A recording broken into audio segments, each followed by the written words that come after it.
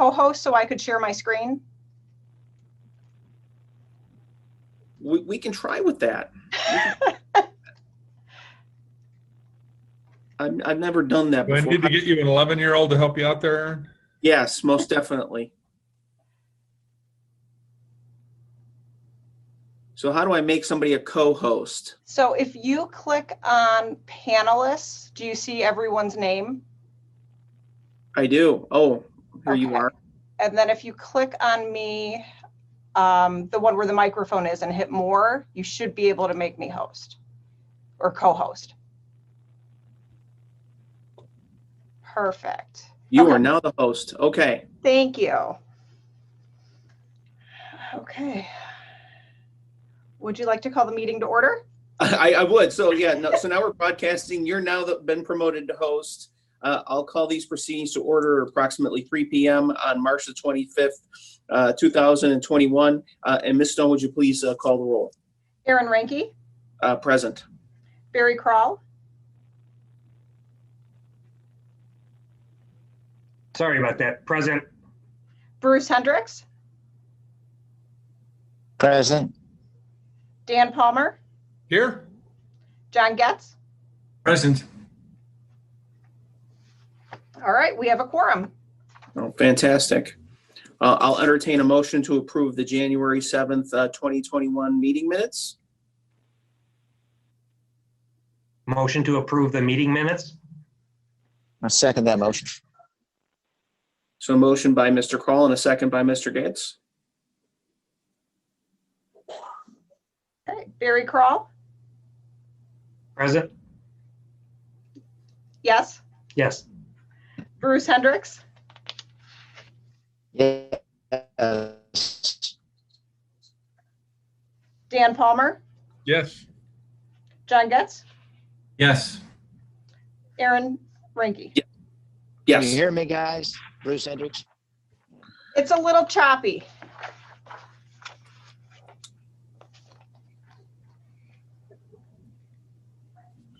My 8-year-old would tell me that I have to turn off my camera and the audio will get better. And she'd be right too, most of the time. I wonder if he's in there. I think we may have lost him. I know he said that, I think he's at the airport, so he wasn't going to be able to stay the whole time. Oh, okay. So, All right, so then we'll move on and hopefully Bruce comes back. Item number 3 is public comment. Is there anybody in the chambers or online that would like to make any public comments? I have Terry Witt joining us via Zoom. Okay, Mr. Witt, how are you?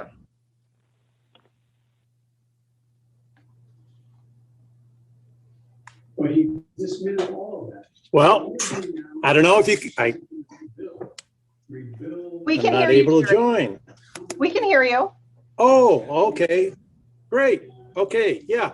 No, I've just got a few comments to make. Thank you. I'm always happy to see that the bike run committee is meeting. So I guess one thing I would like to have you consider, given that 2 of our grandchildren live over in Woodland Hills and are looking forward to riding over to the Culvers, the Quincy Bridge Street can get a little bit busy.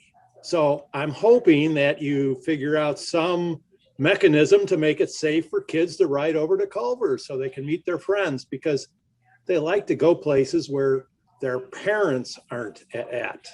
So that's one thing. The other thing, I'm curious if during your discussion you talk about Zoe's Trail along 59.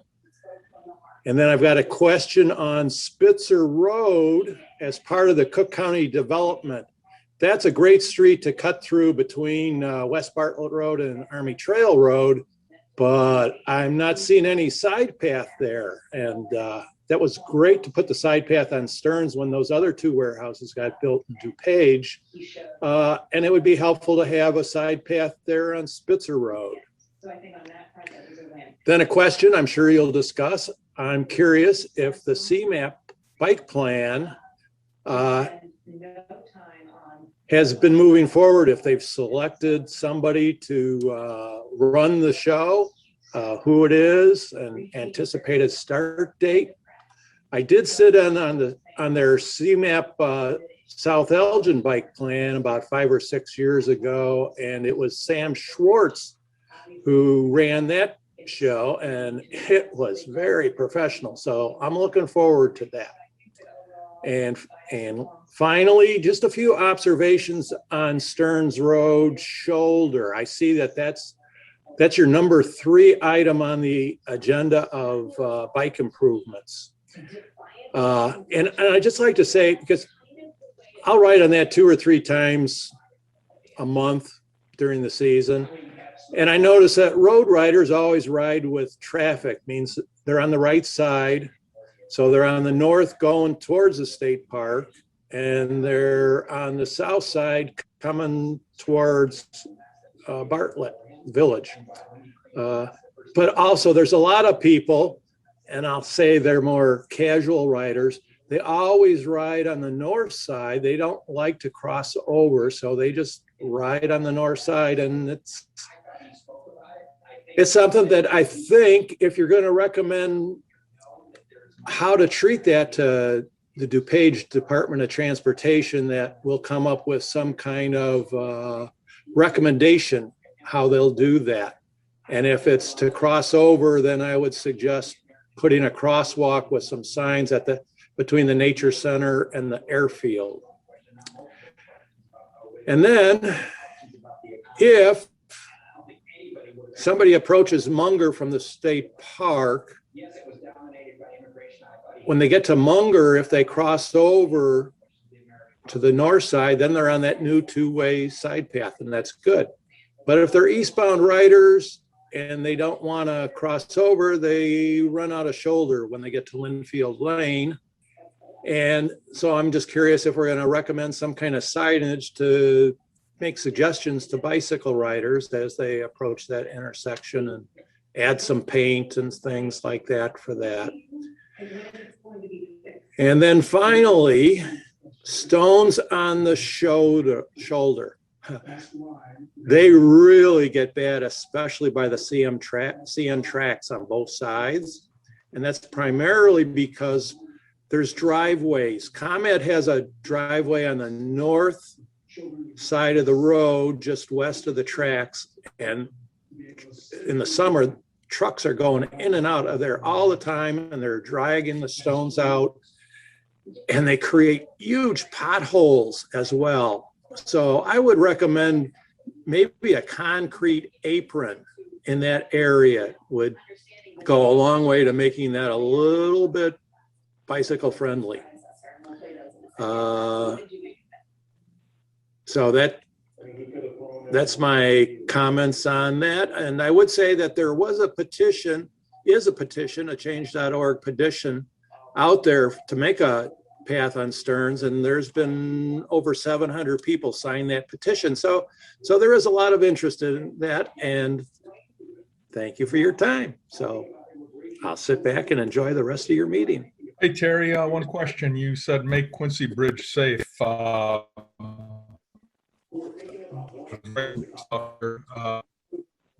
exactly did you have in mind to make it safe? That was rather general. Well, there's a couple of different ways. One, it could be an off-street side path that just goes along parallel to the road so that bike riders and cars don't even have to intermix.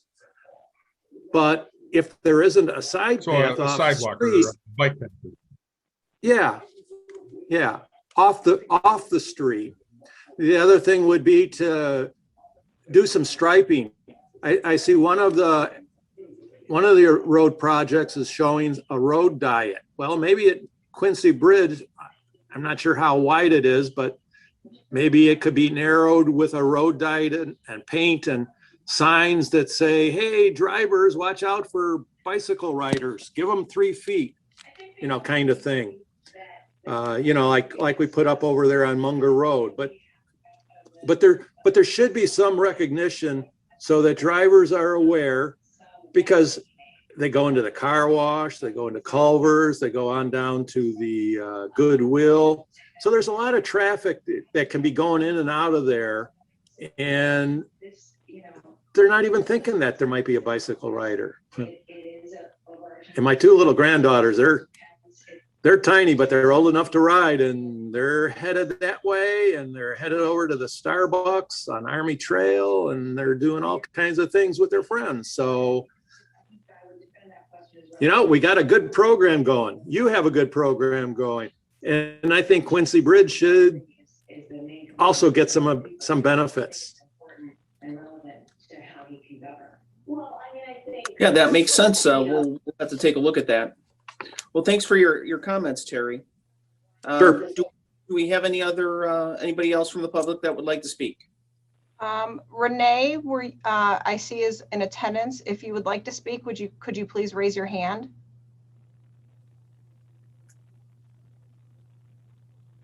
Okay, she has not raised her hand. Is there anyone in council chambers that would like to speak? There's nobody in the council chambers that would like to speak. Okay. Oh, okay. Renee is just listening in. Great. She probably paid attention to the Open Meetings Act training that we all get so that we don't accidentally hold a second meeting. Okay, so we have item number 4, old business and new business, a status report on the bike path maintenance.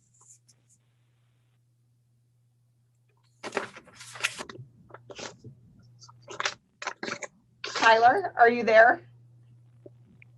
Yep, getting it pulled up.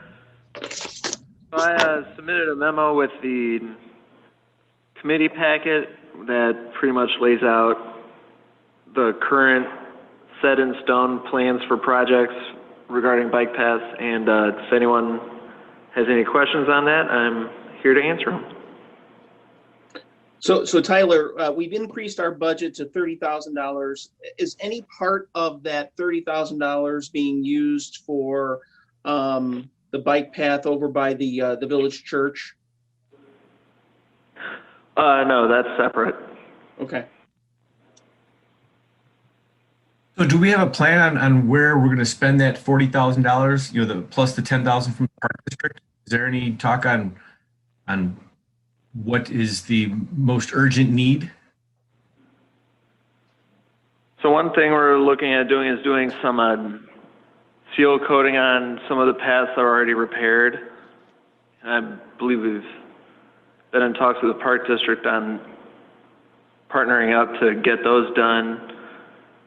So that should help those look nicer, last for a lot longer than they would if they didn't have it. Other than that, we're also looking at doing some patchwork on the ComEd easement. Okay. And that would be done in-house. Okay, I know in the past, you know, Tyler, you've got that great spreadsheet of all of the paths in Bartlett and who has jurisdiction over them. And I know we've talked about them in the past. And so to kind of echo Terry's comments about the culvers, I think we should. And I don't know if we have a running list of projects that we'd like to tackle, but I think that culvers one, there's a lot of people that would benefit from that. And also then from a bike maintenance perspective, I forget if the path right in front of Bartlett High School, if that's the jurisdiction of the high school or if that's Bartlett, but that section that goes from the parking lot entrance to the east to that road, I forget the name of the road there where they're building that new subdivision, but that section of path is horrible. There's potholes, there's cracks, there's it's off camber. It's in really bad shape. And I don't know, is that the high school's jurisdiction or is that Bartlett? Because if it's Bartlett's, I could see that being bumped up on the list. It's a very small section, maybe a couple hundred yards.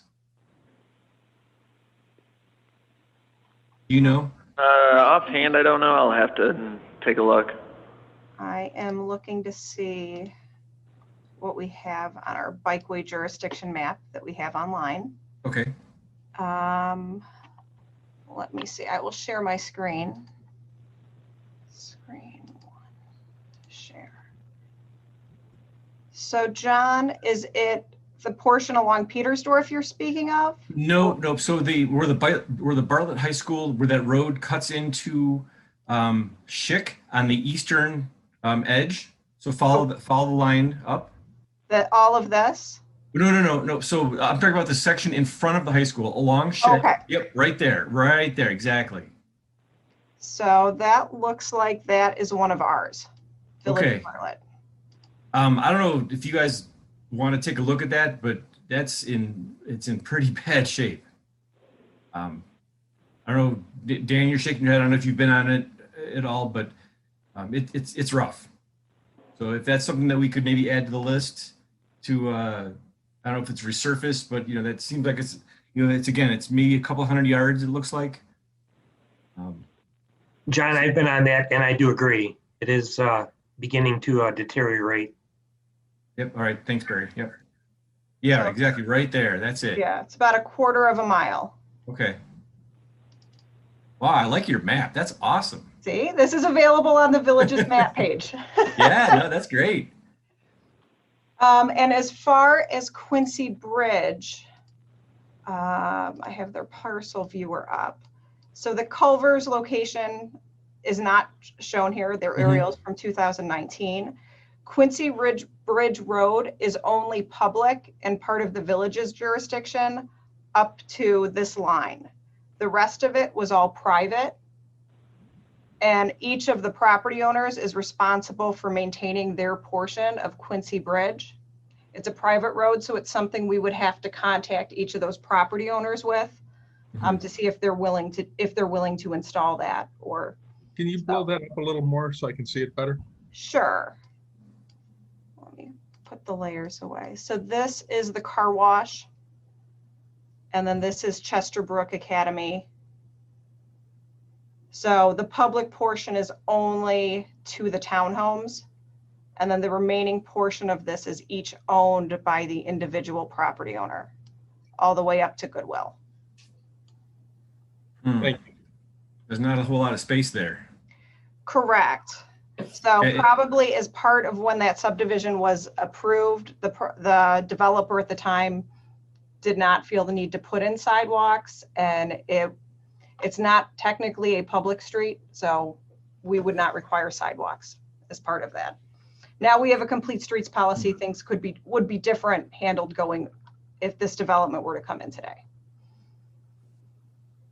So what are the options? I mean, can we contact the owners of the car wash, Chesterbrook and Culver's, and We would have to contact each of them. I would assume we would have to see if they're willing to grant us easements for sidewalks on private property. I know they have in the past, they don't enjoy maintaining that access road.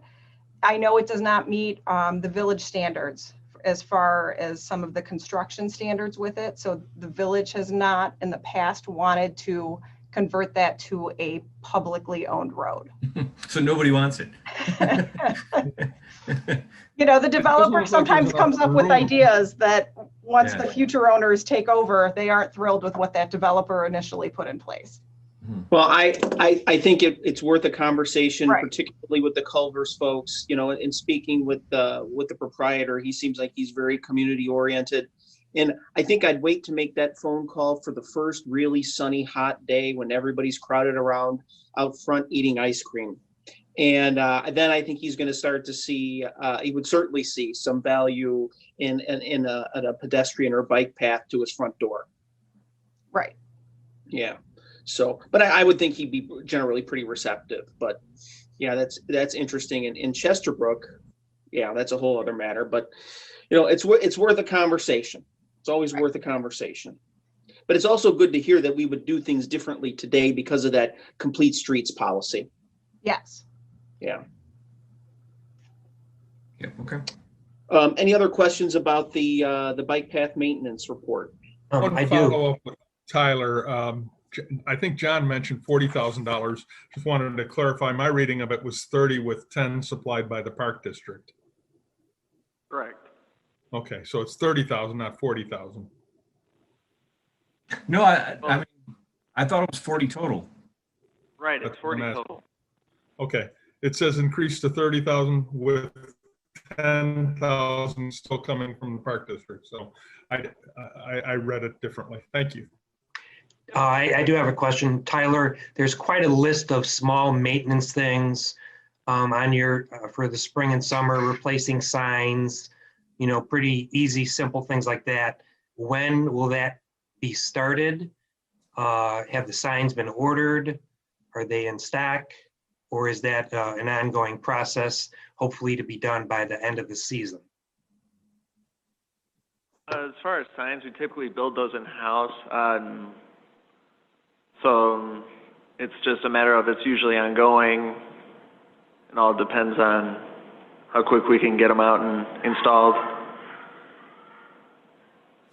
ETA. The hope would be, as we find more, we would be installing them, and then as our recommendations keep going.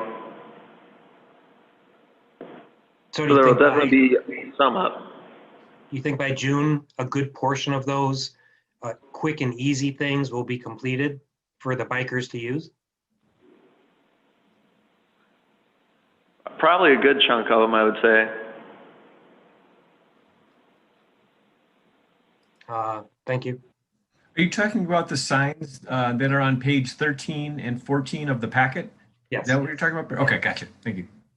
because it's a nice list. Yeah, it's like great. Anything else, you know, lists are great, but if they don't have a schedule be completed, then it's just another list. Right. If you look at that list that we have, what we're hoping today when we get to that talking point on the agenda is we would like this committee to make a recommendation that this be presented to the village board.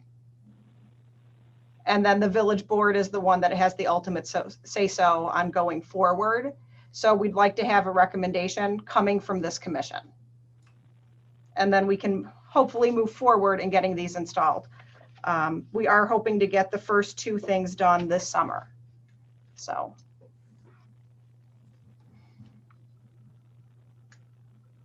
Okay, fantastic. Let's talk about item B, the DuPage Forest Preserve District update. Hi everyone, it's Jessica Ortega with the Forest Preserve.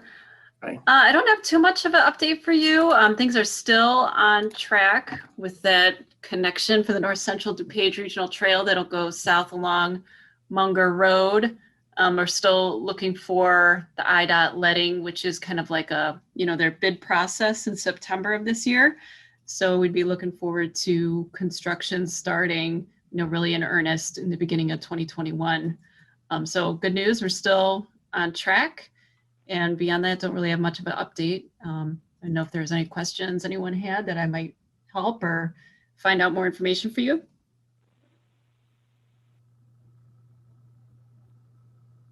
No, does anybody have questions? Yeah, hey, this is John. Hey, Jessica. I know there was also talk about an extension in Pratt's Wayne Woods around the lakes, like to make the figure 8 complete. Right, that was a grant that we applied for.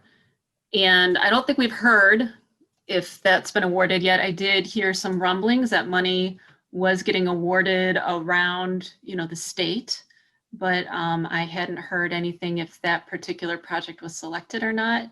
Okay. I don't know if anyone on Bartlett staff's heard more about other grants being awarded or might have more information than me other than some rumblings. I've heard that, things are starting to get awarded, but I hadn't heard if that one's specifically been awarded or not. So we would be looking for grant funding to fund that before we would start anything in that regard.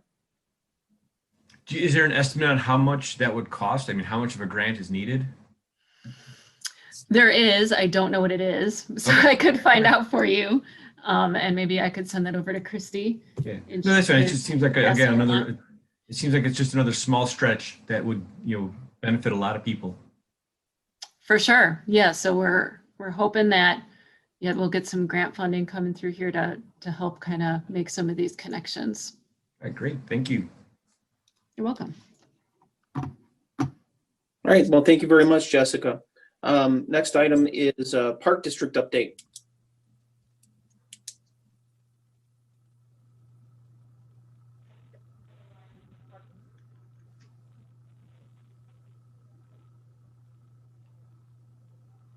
Is there an update in the council chambers? Okay. Can you hear Kelly O'Brien, Park Yes. District? Okay, great. Hear you. I don't have any updates on behalf of the Park District at this time to share with the committee for today's meeting, but if there's anything that, any questions for the Park District, I'm here to answer.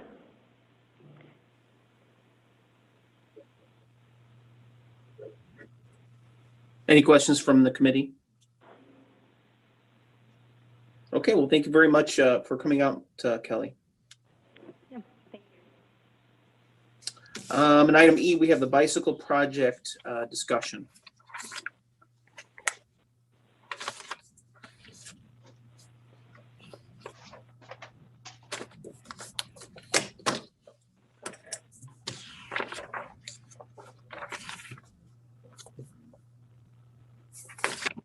Tyler, I'm sorry? did you want to do the grant updates? Yeah, so there, as far as the grants go, there wasn't too much of updates from our last meeting. I guess the only new addition to the memo was that CMAP has selected a consultant. It is that Schwartz Engineering. And they are looking through selecting stakeholders. And if there's any other questions, I'm here. So who's going to be the Bartlett representative to the CMAP LTA grant plan? I believe that, oh, go ahead, Christy. I'll let you speak, Tyler. I believe that decision will be up to you, Trustee Ranke. They are looking for one representative per agency to sit on the stakeholder committee. Okay. I don't know if that, So I want to read up on that a little bit, but I'm assuming everybody here would be generally interested. But I think we probably need to know a little bit more about how often it meets and how and when before anybody really would want to make a commitment. Right. The stakeholder group is there. We can send over the information on that. It's basically trying to have a representative from each of the agencies. So you're looking at park districts, PACE, maybe even Metra, each village. So we're trying to get representatives from all the different stakeholders that could actually be the ones that are applying for grants, that are doing the construction, who would have some jurisdiction over different paths. So we're looking at that. And then I want you all to be aware, even if you're not a stakeholder, there is going to be a lot of public input opportunities going forward. So no one's being silenced, no one will be left out of the process. It's just to have representation for each agency. Okay.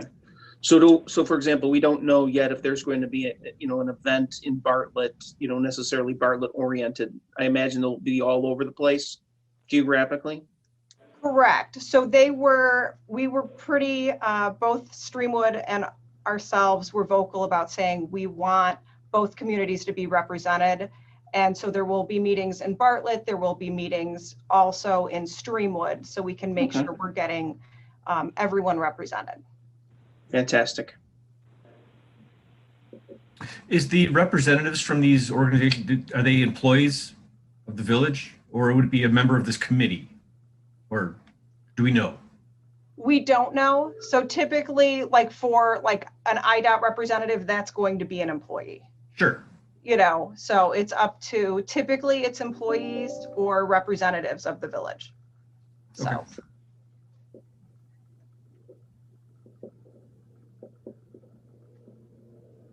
Okay.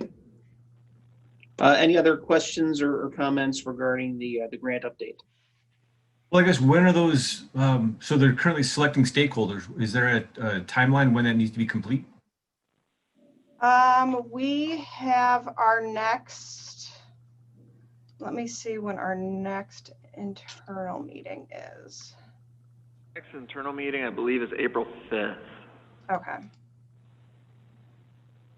So they might I'm hoping they'll touch on that more. We just had the introductory meeting with them. So it's still, a lot's still up in the air. But it is a very thorough process from talking to them. Well, it sounds like the Schwartz people do great work. They do. They have a lot of experience doing this. If you like, I believe we can send you a couple samples of projects they've worked on as well. That'd be good to see. Yeah, that would be much appreciated. Okay.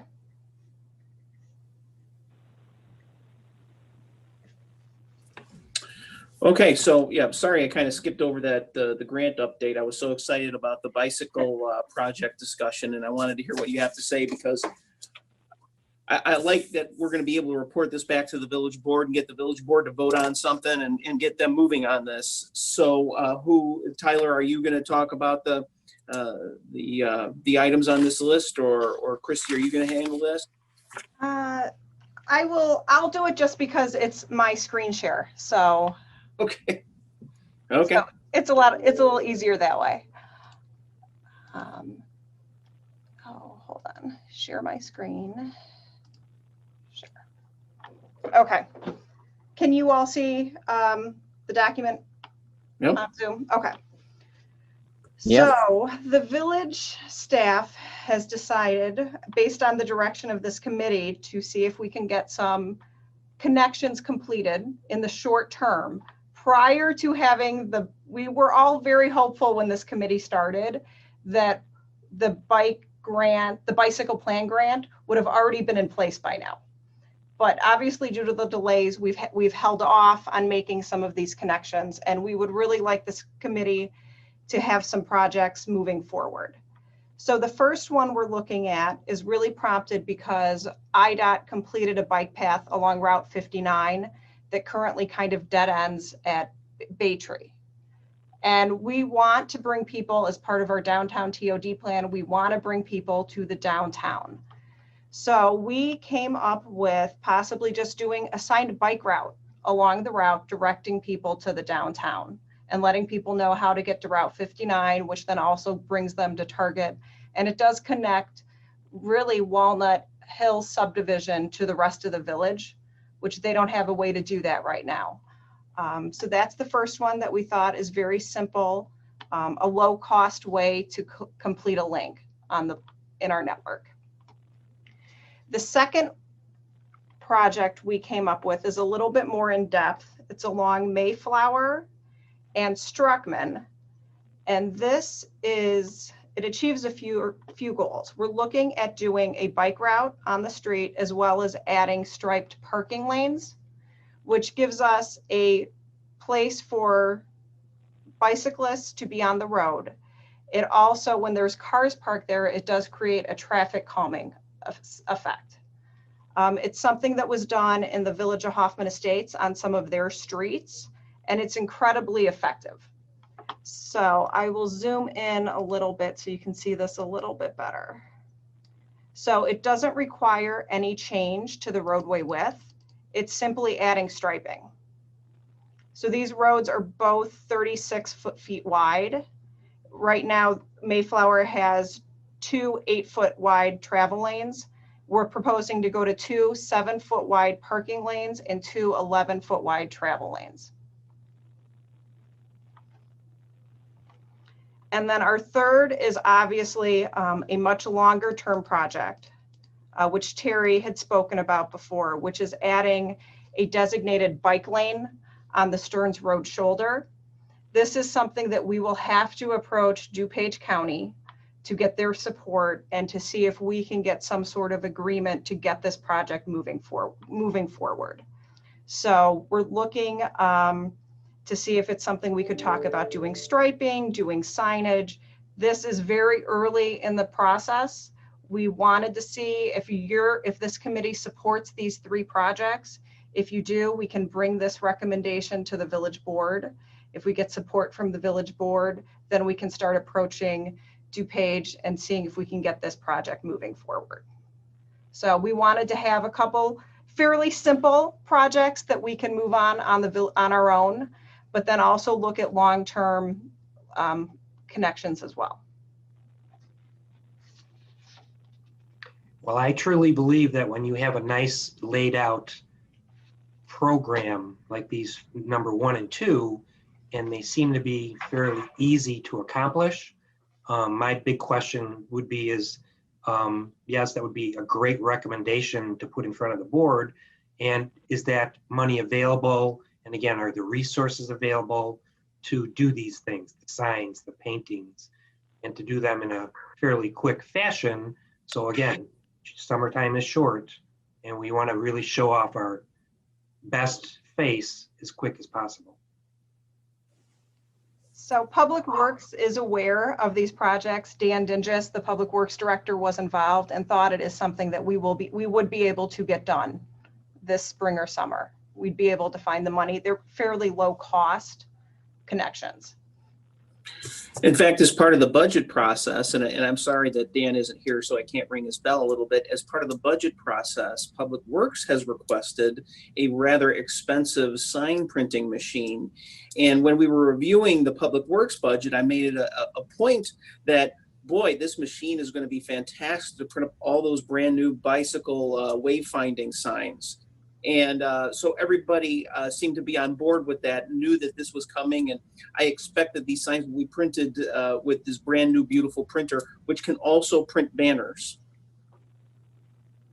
Yep, it'll be able to do both. And once it's here and approved, it should go pretty quick.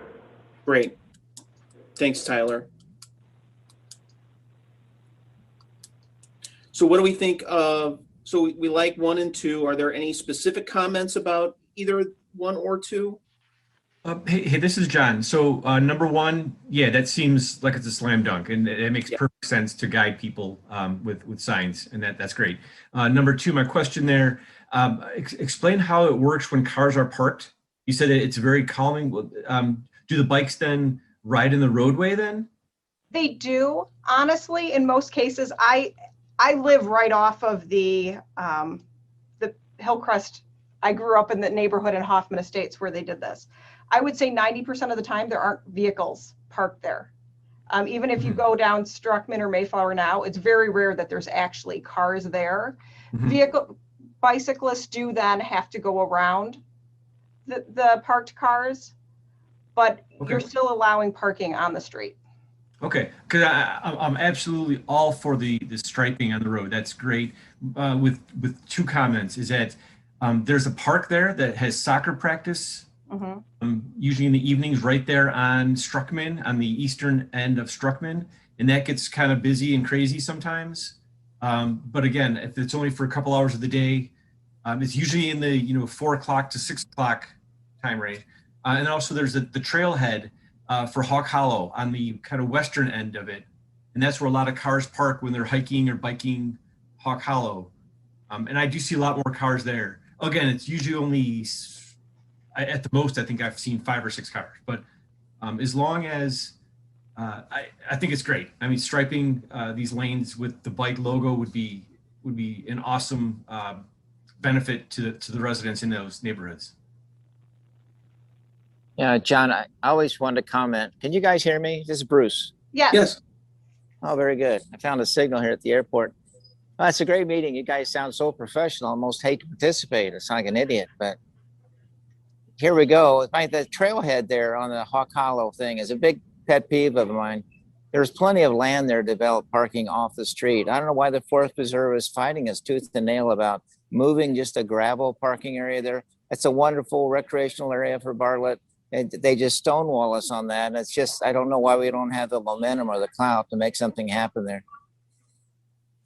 So I think by striping this and making it very clear that people can't park on the street, I think that may help with the situation.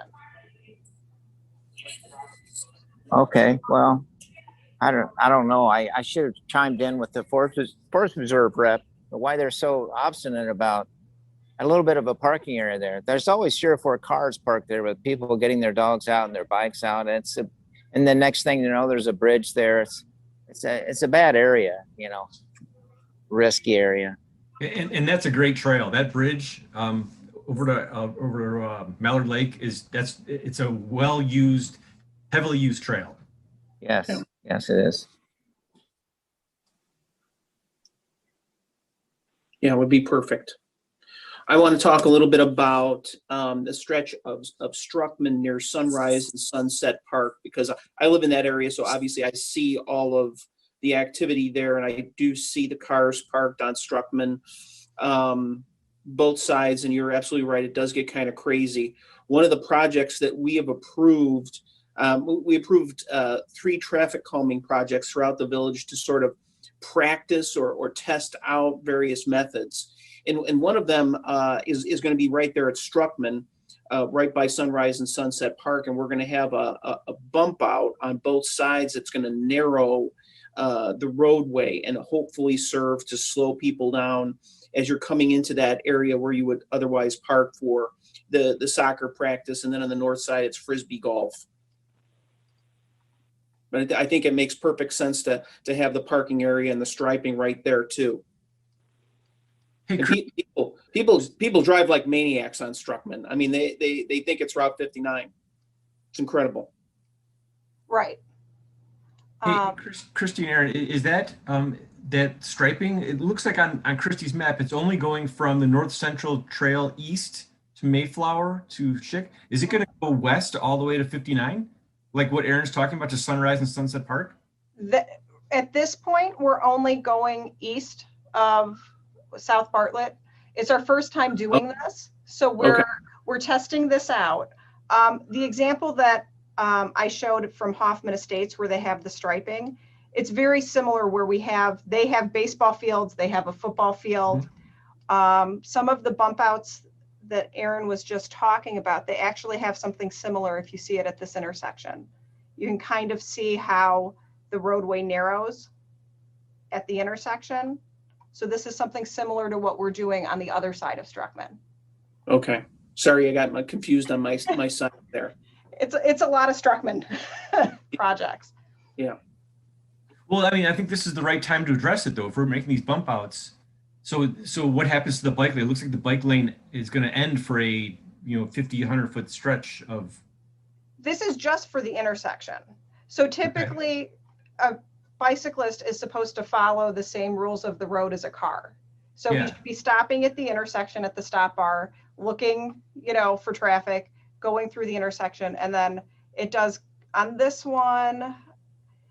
They don't stripe the parking area until here because they didn't want parking. This is an access to a school, so they didn't want cars blocking there. So they're working with very similar circumstances where we are, where they have the striped parking lane.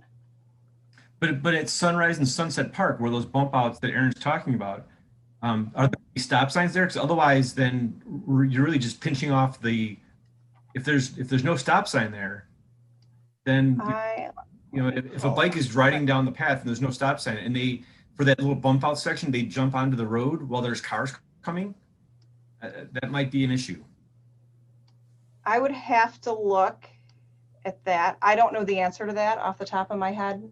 Yeah, I don't think that I know that there's no stop sign on Struckman, but there is and I think it's Apple Valley, but I might be wrong on that one. But the feeder has a stop sign for sure. But you're right, it would sort of naturally narrow right there without a stop sign.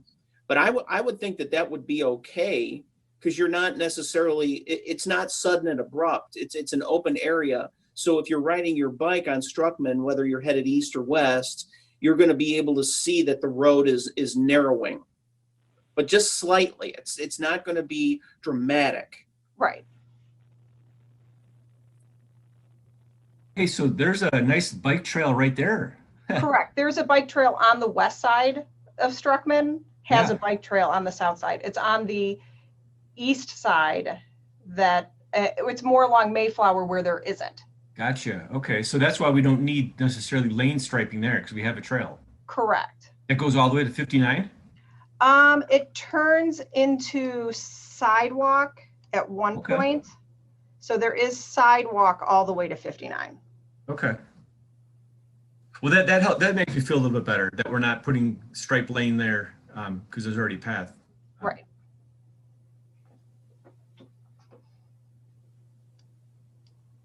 because that would be a safety hazard. But yeah, it looks like that path there. Yeah.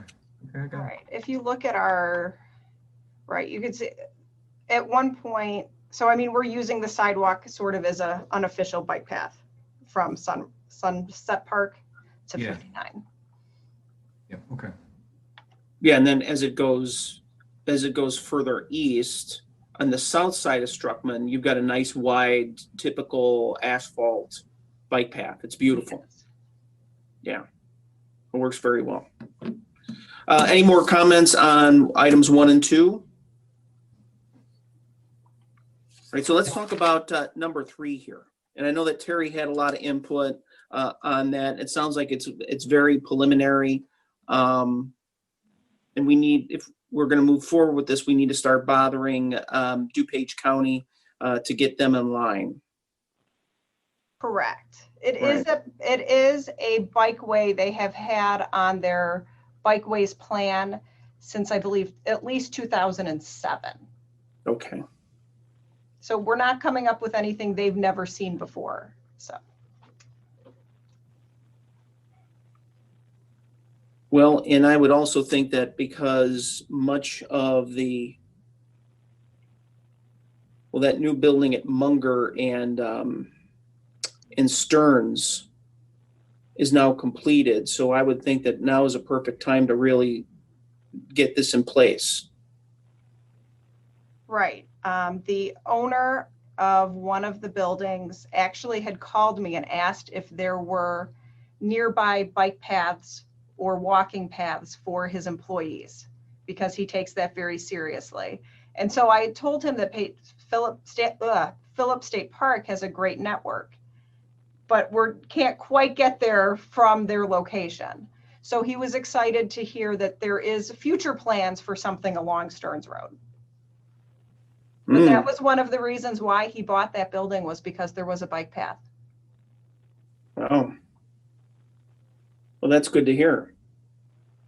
Yeah, this is John. So my take on that is, yeah, I agree that there needs to be something there. I'm a little concerned about the on-road pathways. And Terry brought up some great points about the directional. If if the north side is good westbound and the south side is eastbound, then we need a crossing. But that the speed limit there, I believe, is 45. It's people do 60 all the time. So I'm a little concerned about it being on road. Now, don't get me wrong. I'll take striping and a bike lane any day over nothing.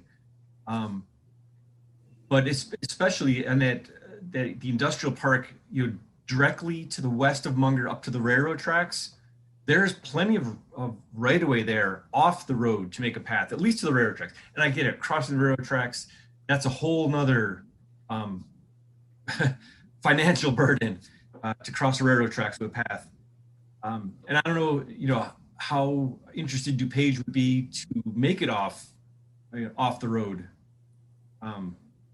But I think my take is, yes, I'll take a lane any day of the week. But if there's any interest in funding a project to make it off the pavement, and that way we can keep the east-west on the same side of the road, off the roadway, and not have to cross over, like Terry was saying, by the model airplane field and in the state park. But that's my 2 cents. So, what else? Yeah, John, you're right. The speed limit is 65 on a good day, and trying to get onto that roadway for that short period of time is dangerous. And I think it's really a matter of just putting this in front of DuPage again, and getting them aware. And if this building owner is really this concerned with his team and his their exercise and just being outdoors, he might be a little bit of an asset. So then we did look at potentially like off-road, and the reason we suggested the striping and on-road in the shoulder was because off-road, there's a lot of wetland over there. It'd take property acquisition, and then working with the railroad, you'd have to use more of a ped crossing. So it gets into very large dollar amounts to do an off-road. Even though it seems simple, it becomes very complicated. I get it. I understand the cost. You got to weigh that with safety. That's the challenge. Well, my take on this would be, let's start having this conversation in earnest with DuPage. If there's a way that we can explore funding for an for a side path, then that's ideal, especially from the safety point of view. And then also, I think that would help lower the maintenance costs, because you're not going to have to pay a sweeper to go out there and get junk off of Stearns. But if we can't make that happen, I'd hate to see that stop the project. To see this connection be created. I'm in complete agreement. I mean, like I said, I'll take the strike every day. Yeah. But if there's interest in I understand the funding aspect of it, but we can maybe work with the railroad a little bit to get some funding there. That would be a great off the street path. Just because that road is so dangerous. Right. We could sanction the police department to give speeding citations, of which there's plenty of opportunity, and use that money to build anything we want. And Aaron, with our new sign making device, maybe we can invent some really nice signs to make these drivers aware. How can I say this eloquently? Slow down. Yeah. And I would think that the striping too is going to help with that. The more I've read up on that, and the more I've seen examples, it seems like that would probably help. And I would expect a great deal of input from the board on this too. And it certainly there's enough here for us to really recommend this to the board and have a robust discussion there, and see what we can do.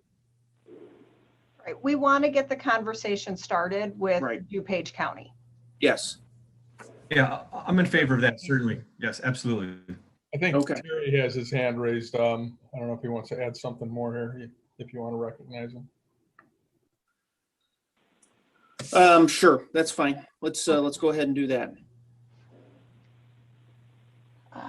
Participants.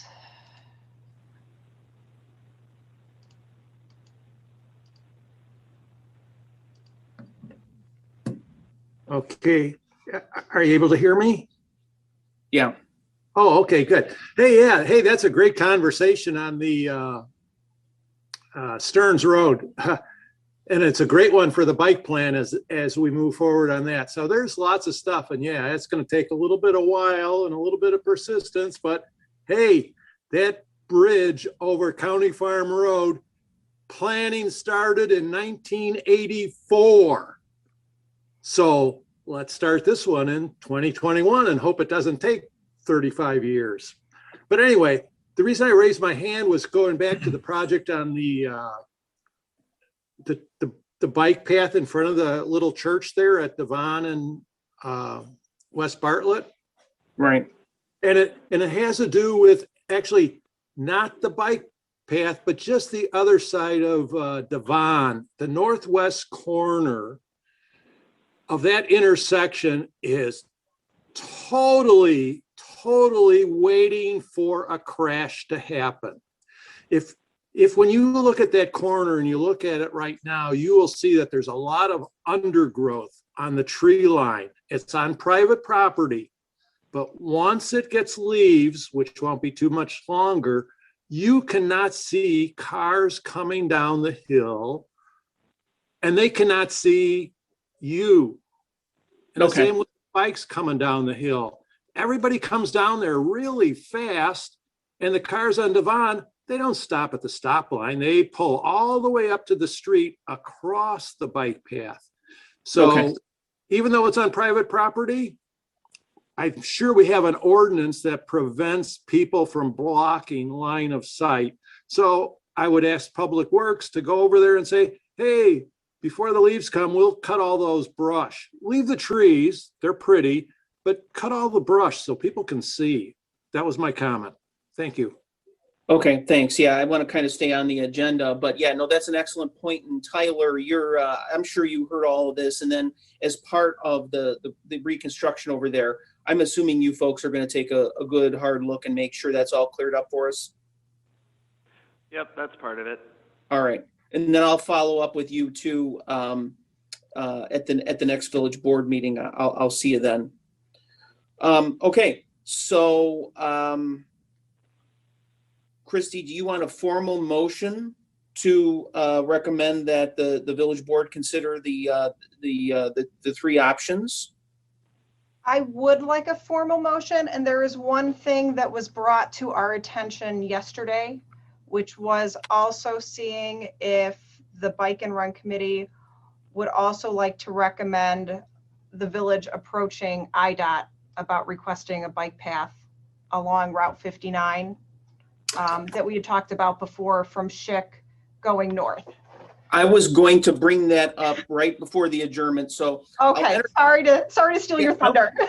No. It's kind of the old business, new business, and I thought I'd throw that under new business, and that's really important. I want to get to that. So I'll entertain a motion to recommend that the village board approve the three bicycle projects outlined in the agenda packet. Second that motion, it's Bruce. Okay. So we get a motion and a second. Would you please call the roll? Our roll. Barry Crawl? Did I lose Barry?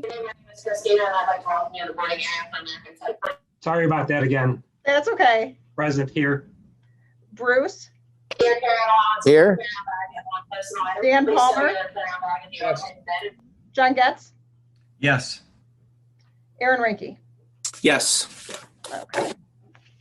Okay, so the next item that I wanted to talk about very briefly, and that we wouldn't really formally be able to approve because it's not specifically on the agenda, but I think I know where we're going with all of this, is I spoke with Seth Lewis, and he had a meeting with IDOT and some other entities about Zoe's Path, and it's I guess affectionately called Zoe's Path, that connection on Route 59 on the east side between Schick and Gulf Stream generally. And so Seth indicated to me that IDOT wouldn't even consider putting in a path in its right of way unless the village asked. So of course, to me, this seems like a no-brainer. I'd say, well, of course we're going to ask.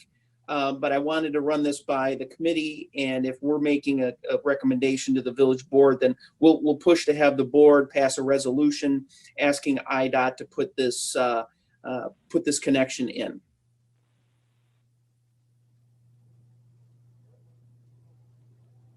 So does anybody have any thoughts on that? Seems like a no-brainer to me. Yeah, I agree. It's a great thing to start the process. Yes. And now here is my question. And I might be getting too far ahead of myself. Obviously, we want to move north and south on Route 59 so that this connection goes somewhere significant, right? I mean, I think the Zoe's Path is significant, but it would be even more so if it connects to the north and the south, particularly the north. Do we also want this resolution to push IDOT to do all the way up to 59, or is that being too aggressive? What do you mean, Stearns? Yeah, all the way north to Stearns. Okay. Because I don't want, on the one hand, I want to push and get as much as we possibly can, but on the other hand, I don't want to ask for too much, because then that gives IDOT a way out and say, well, gee, Bartlett, that's too much. We'll do that in 2050. And I don't want to give them that excuse. I want to focus them, and I want them to do it. If you think the current temperature is too warm to do a smaller version of it to begin with, I would agree with that, because sometimes these larger projects, they just get, hung up in limbo and never get accomplished. And that's what I like about section 1 and 2 on our little plan. It's all easy stuff. It should be done in a month. And now that we have all of these other, larger projects going on, these are pretty simple. So to That answer makes- the question, I think a smaller project to lessen the temperature and get a little bit started, and it's always easier to get a little bit completed and then ask for more. Yeah, I'm torn on this one, Aaron. I agree. All great comments. I mean, let's, Barry's comment about, that it's a relatively small stretch from, was it Gulfstream south to Schick?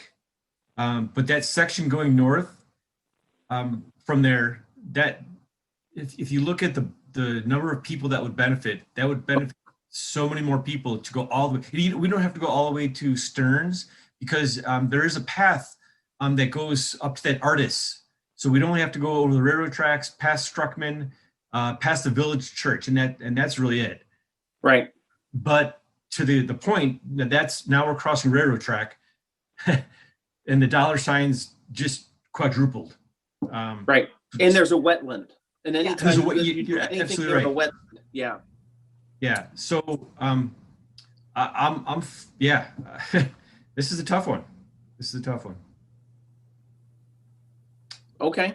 I think at a minimum, let's go from Gulfstream to request from Gulfstream south to Schick. And then can we maybe approach it? So let's say, in a best case scenario, they agree and it's, relatively small and relatively inexpensive and they can do it the next few years. Do we put in a request at some point for the future? Because I think that would connect more of Bartlett, not just the one subdivision, but it would connect multiple subdivisions together to go north of there. That makes sense. At a much cost, of course. Right. Yeah. And there would be, and I also understand that there would be a local share. So Bartlett would have to kick in. I think DuPage and or the township would also have to kick in for the unincorporated area because we wouldn't be able to use corporate funds for an extraterritorial path. But that's step 3 or 4 or 10, and right now we're on step maybe 1. So yeah. I appreciate all that, and I'm gonna push. I don't think that there's gonna be time to get it on the agenda for the April 6th board meeting, but I would certainly hope by the end of April we've got something, and we're gonna hike that off to IDOT. Sounds good. And Christy, you've been quiet in this. I know it's rare. I do want to let you know, I support going to IDOT 100%. If we can get IDOT to put in a bike path, that's great. If we talked before, you can't really tell the shading, but these 2 lots are currently unincorporated. Right. The property owner has contacted me within the past month about possibly annexing and subdividing. If he did that, the village would require him install the bike path as part of that development. So we may have another opportunity to get that done as well. Okay. So, but I don't want that to negate any pressure that we're going to put on IDOT. But there is that other potential opportunity. That gets that road extension makes it more possible, I think, too, down to Schick. Right. So are you saying though, because that's private land there, if that went through, wouldn't that landowner, as part of that subdivide, wouldn't they still have to go to IDOT anyway? So what we have done in the past, if we zoom into, this is called Ridings East subdivision. If you look, you can see slowly as my computer is coming up, you can see that the bike path is actually on private property. It's not within the right of way. Mm-hmm. At the time these were developed, IDOT did not want bike paths in the right of way. And so what was recorded as part of the plats of subdivision were bike path easements granted to the village. So the village maintains the bike path. However, the developer installs it completely at their cost. Okay. So that's something, when this lot came in, they were originally going to subdivide it. We had plans drawn, it was approved by the village board, it never got recorded. If it had, this property owner also would have been putting in the bike path on private property. Mm-hmm. I like that solution better because it gets, and I love that section between Gulfstream and whatever that road is to the north, because there's a row of trees there that protect the path from the road. And I just, that's in an ideal world, that's how a bike path should be, is separate from the road. So yeah, that's an interesting little twist here. Right.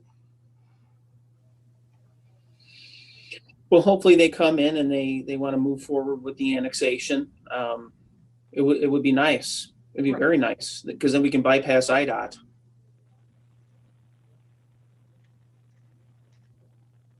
Yeah, that'd be great. But I mean, back to the original question, do we approach IDOT now? Or I don't know when this annexation is, potentially even going to happen, but is that years down the road or is that weeks or months down the road? Like I said, it was the first time I'd heard from them in probably 5 or 6 years. They saw that Eastfield subdivision down by the high school was being developed. That piqued their interest. They know it's a good time to, in the real estate market for single family homes. So they're interested. They have not drawn up any plans. That's why I am saying I think we should still go forward with approaching IDOT. But we may have another alternative. I mean, worst case, we ask IDOT, IDOT says yes, and then at some point we have to tell them, never mind. I would much rather do that than have never asked and delayed us. Right, and even if they said yes tomorrow, I don't expect any movement particularly soon. So I like the approach. Let's go after IDOT, and then if the property owner wants to come in and annex, well, fantastic. We've got ourselves another opportunity there. Yeah, that sounds like a great plan. Yeah, I'm on board with that. Okay. Well, does anybody else have any comments? Do we need to vote on that one as well, or are we just going to reach out to IDOT? I'm gonna push for the board to pass that resolution. I don't anticipate any issues. Okay. I don't think we could technically vote because it's not specifically referenced here. But I think we're in good shape. And so it looks like our next, is somebody trying to say something? I'm sorry. Okay. Our next meeting is June the 24th at 3 o'clock. Wow, it'll already be June. And with that, I'll entertain a motion to adjourn. So moved. Seconded. So there's a motion and a second. Ms. Stone, would you please call the roll? Barry Krall, Here. Bruce Hendricks, Here. Dan Palmer, Yes. John Getz, Yes. Aaron Ranky. Yes. Well, thank you, everybody. And we'll see you in June, and we'll keep in touch about some of these items that we discussed tonight. Thanks, everyone. Be safe. Thank you. Good job, Great guys. meeting. Yeah, great Bye-bye. meeting, Thank you. everyone. Bye-bye. Bye. Bye-bye.